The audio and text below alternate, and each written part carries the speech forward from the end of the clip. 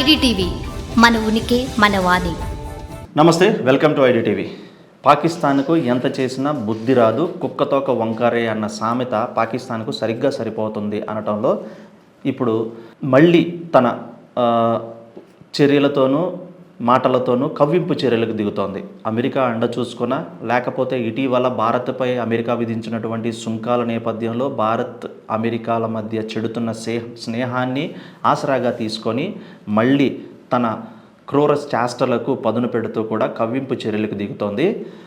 ఏదేమైనా సరే, అమెరికా అండ చూసుకున్నా, ఇంకొకరు అండ చూసుకున్నా, యూరోపియన్ దేశ కంట్రాల లేకపోతే యుఎన్ దేశాల అండ చూసుకున్నా తర్వాత పక్కన పెడితే, ఇప్పుడు రష్యా ఉక్రెయిన్ యుద్ధంలో ఉక్రెయిన్ పరిస్థితి ఏ విధంగా తయారైందో పాకిస్తాన్ పరిస్థితి కూడా అదే విధంగా తయారవటం ఖాయం అంటున్నారు.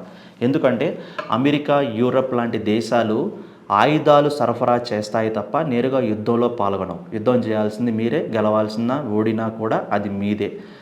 ఆర్థిక భారం మీదే, ఆర్థిక నష్టము మీదే. అమెరికా, యూరప్ లాంటి దేశాల ఎత్తుగడలు ఎవరికి అర్థం కానివి. ఉదాహరణ, ఉక్రెయిన్ పరిస్థితి చూస్తే కనుక యుక్రెయిన్తో కలిసి ఎప్పుడూ యుద్ధం చేయాలి, కానీ ఉక్రెయిన్కి ఆయుధాలు సరఫరా చేసింది.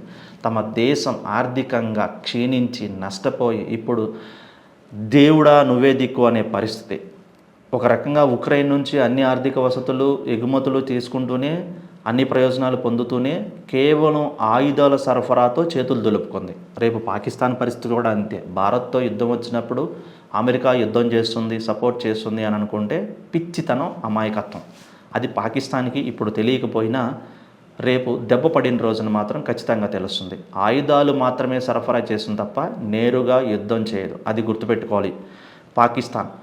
ఏదేమైనా సరే, ఎవరి అండదండలున్నా, ఎవరి సపోర్ట్ ఉన్నా, ఎవరు ఆయుధాలు సరఫరా చేసినా పాకిస్తాన్కి మాత్రం ఈసారి గట్టిగా బుద్ధి చెప్తాం అంటూ ఇప్పటికే మన ఇండియన్ ఆర్మీ నుంచి కూడా ధీటైన రీతిలో హెచ్చరికలు ఆల్రెడీ వెళ్ళాయి.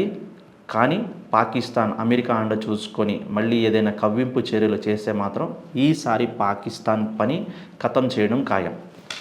ఇది ఈరోజు టాపిక్. చూస్తూనే ఉండండి ఐడిటీవీ. మరిన్ని ఇంట్రెస్టింగ్ వీడియోస్ కోసం సబ్స్క్రైబ్ ఐడిటీవీ ఛానల్.